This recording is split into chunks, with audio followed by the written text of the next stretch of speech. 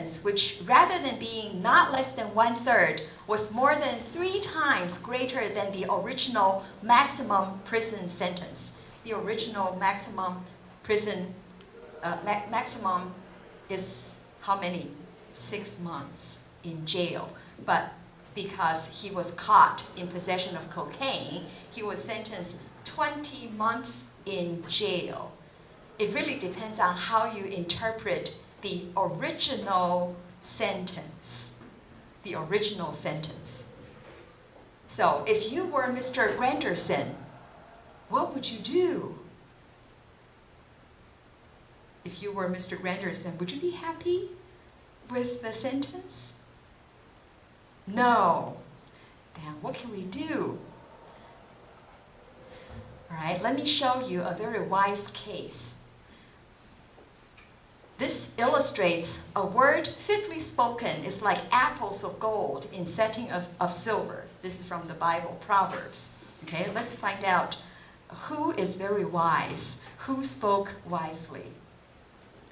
Here, a linguist. Okay, let me read this. A linguist. This case was very interesting because Kaplan had not even been invited to write an expert opinion. This forensic linguist, Kaplan, was never invited to do anything about it. However, what he did was to write an academic article. Okay, he wrote an article concerned with the Granderson appeal and 3 other appeals to be considered by the Supreme Court, published it in the Yale Law Review. Okay, so he published something in a very prestigious journal, the Yale Law Review, and then sent copies to the judges in the Supreme Court. The Supreme Court judges not only read the article and took note of the linguistic arguments, they also cited in their judgment. Okay, cited the team's analysis in their judgment. They finally changed the interpretation to a sentence of not less than 2 months in prison. And as the accused had by the time already been in prison for 11 months, almost double the original maximum sentence, he was released immediately. Okay? So in other words, forensic linguist Kaplan wrote an article to explain how to interpret the original sentence. It should be this one, not the other one. So as a result, he was very wisely published this in a prestigious journal and sent copies to the Supreme Court judges, and then happily changed their sentence. So that's assistance from a forensic linguist who was very wise, and did something to help people, leave the prison. Okay, so that's something. It's a happy ending. The next question is lexical meaning. What's everybody's understanding of the word visa? Right? Visa. Here it says, visa is a permit to request leave to enter. Okay? Now, let me ask you a question. Before today, I never understood the meaning of leave interpreted in this context. Remember, we have words like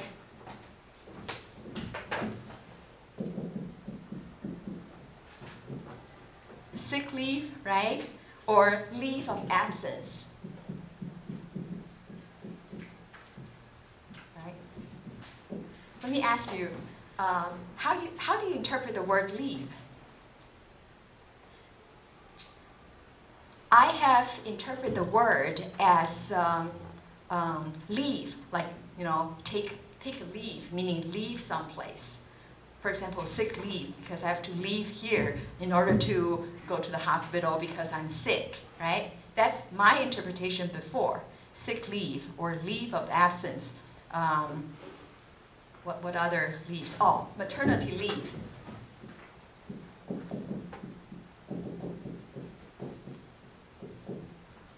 If you just gave birth, right, you need to take maternity leave to stay with your baby for a while after you give birth. That's maternity leave. So, all these leaves, how do you interpret the word leaves? Give me your interpretation. Yes, Jean. I usually see the word leave from the preposition, like live for and live to. They have different meanings. Right, but in that case, that's a verb, right? Here, it's a noun. Take a sick leave. Take a maternity leave. Request a leave of absence. Leave as a noun. That's what I'm asking here. And I interpret this word, just similar to the verb leave, to leave someplace. I just think, oh, this is a noun, meaning the same thing as leave. But it's not. I just found out today. It means permission. It means permission. So in other words, here, what is a visa? An entry permit. Visa is an entry permit. It's a permit to request leave to enter. Look at this. Visa is a permit to request leave to enter. Request permission to enter. So after, I asked my husband today, I say, hey, this word, I have interpreted always as a verb to leave. He said, no, it's a noun. It's permission. That makes sense here, right here. So visa is a permit to request leave to enter. So that sick leave also means permission? Yes, exactly. Sick leave. Leave used to be used in the military. Okay, like shore leave. If you are in the Navy, you take a shore leave. So you leave the boat to go on the shore. You take a leave. But leave means permission. That makes a lot of sense. Okay.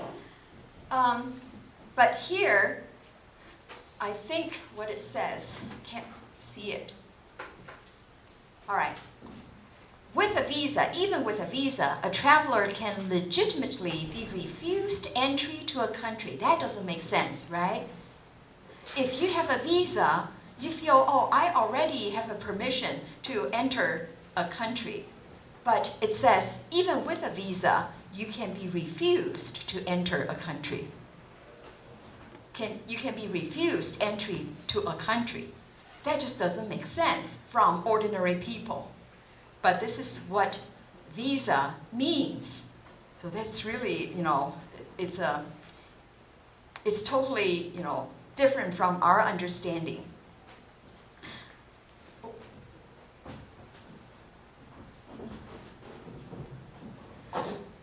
So linguists have to do corpus linguistic analysis. Corpus linguistic analysis, meaning you find a lot of data, corpus, okay? A huge database. And then you focus on collocations. You will see the reason why ordinary people interpret visa as enter, but not to, leave a country, is to enter a country. All right. Next, this is another example how forensic linguists help decipher a note. Right? Here, let's look at this example right here.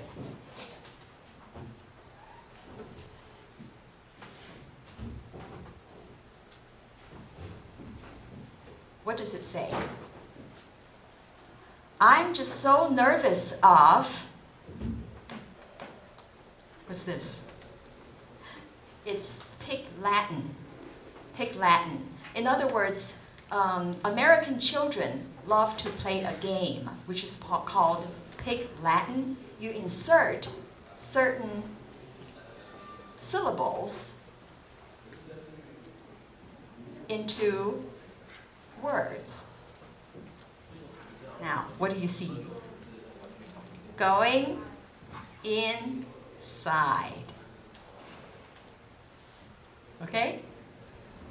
If you insert EP between between consonant and vowel, then if you have knowledge in Pig Latin, it's a game played by American children, then you know how to interpret this note.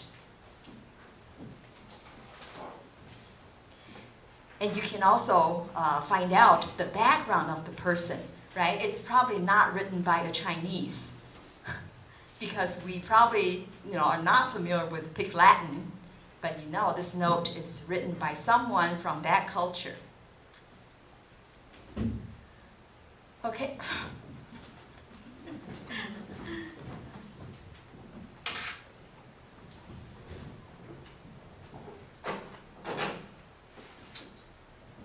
Okay, there are other examples of violation of maximum of relation.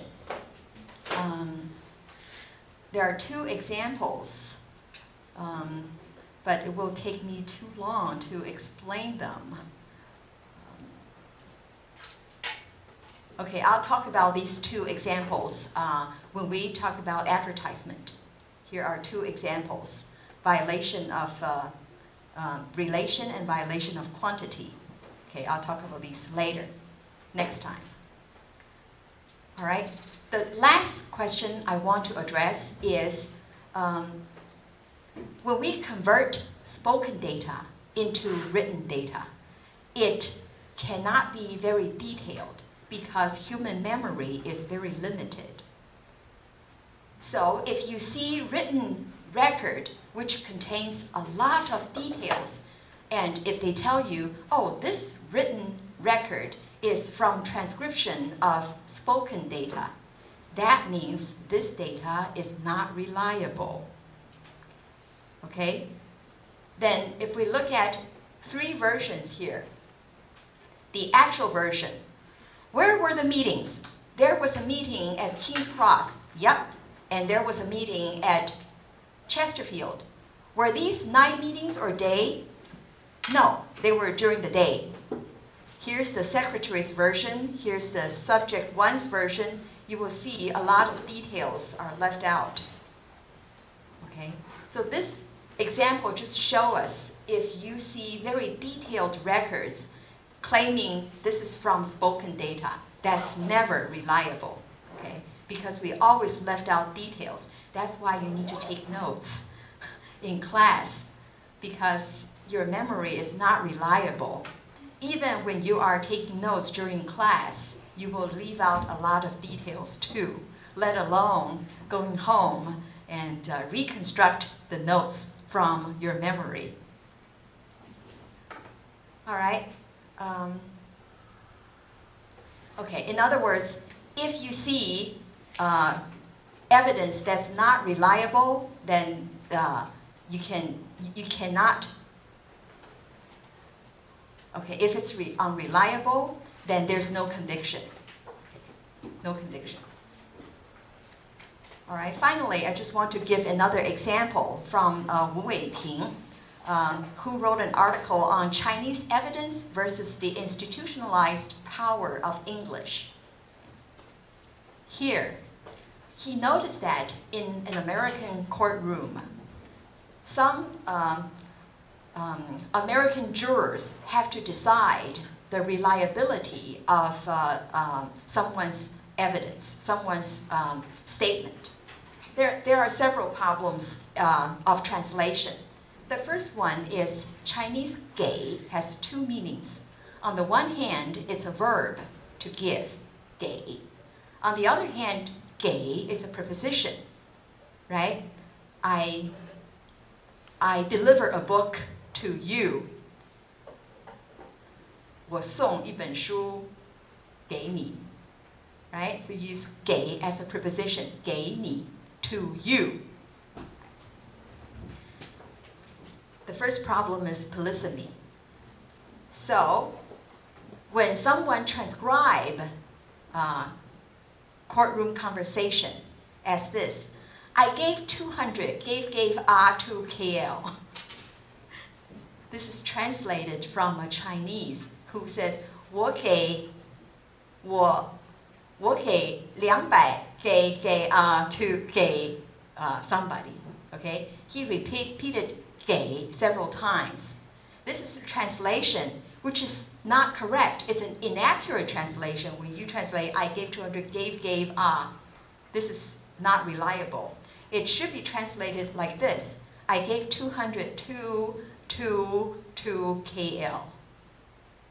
Right? So you can see in a courtroom, the translation plays an important role. If the translation is like this, the jurors may think this person is not coherent. You know, he repeated so many times. I cannot trust his speech. You know, he's incoherent. He may not be speaking the truth.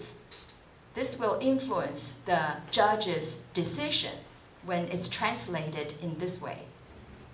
There are other examples of use of past tense. You all know when Chinese speaks English, sometimes we tend to refer the past as the present, right? That's another problem. And when you keep using the present, when they ask you what happened, did you do it? And you use present tense, then sometimes you use past, sometimes present. They think, oh, your statement is not reliable.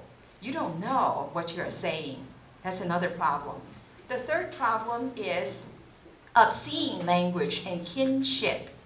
You all know when, especially guys, right? When you want to show solidarity with other guys, you might use 4-letter words, right? In our language, we use 3-character words. 3-character words. And you insert that 3-character words in certain positions in a sentence strategically. Give me a sentence in Chinese, Wei Jie. Give me any sentence in Chinese. Tell us what you did yesterday in one sentence. In Chinese. "我昨天在地中海吃饭." Okay? 我昨天在地中海吃饭. Now, when you talk about this to, say, another guy, to show solidarity and show masculinity, insert some 3-letter words. 我昨天去地中海吃饭. You can insert 3-letter words.